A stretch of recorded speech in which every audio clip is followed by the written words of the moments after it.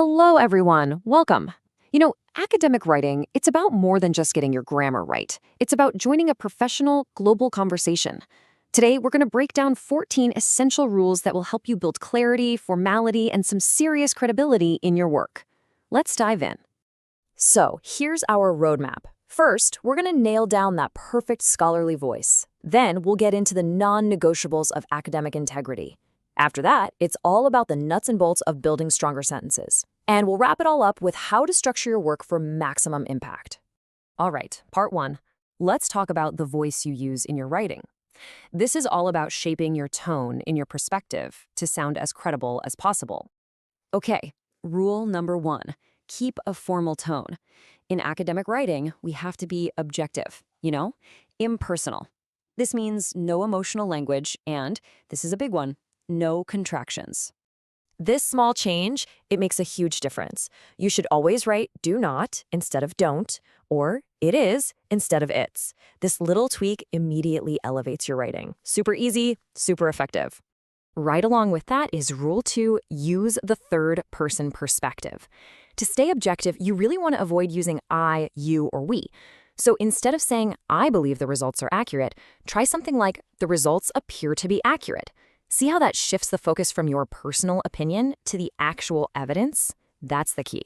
Now, rules 3 and 5 really go hand in hand.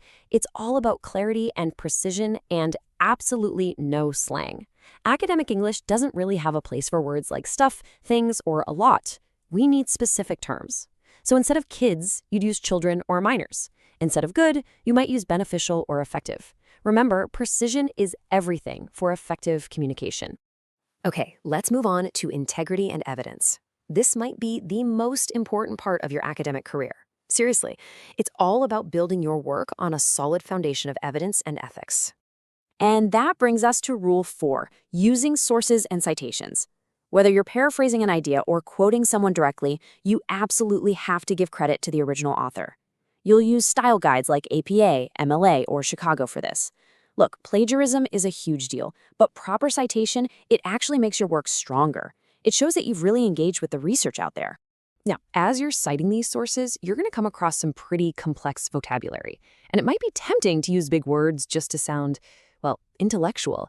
But that raises a really important question. When is a big word the wrong word?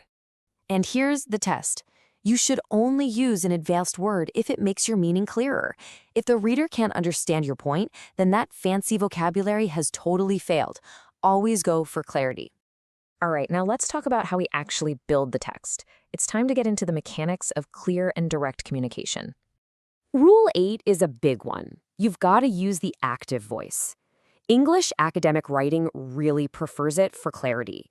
So writing "the researcher conducted the experiment" is just so much more direct than saying "the experiment was conducted by the researcher." See the difference? It's clearer, it's punchier. Now, let's talk about Rule 9, paragraph structure. Every single paragraph should be its own logical unit. It starts with a topic sentence. Think of it like a mini headline. Then you follow that with your evidence and analysis, and you wrap it up with a concluding transition. If a paragraph starts feeling too long, just break it up. And to keep your flow really smooth, pay attention to Rules 11 and 12, which are all about grammar and repetition.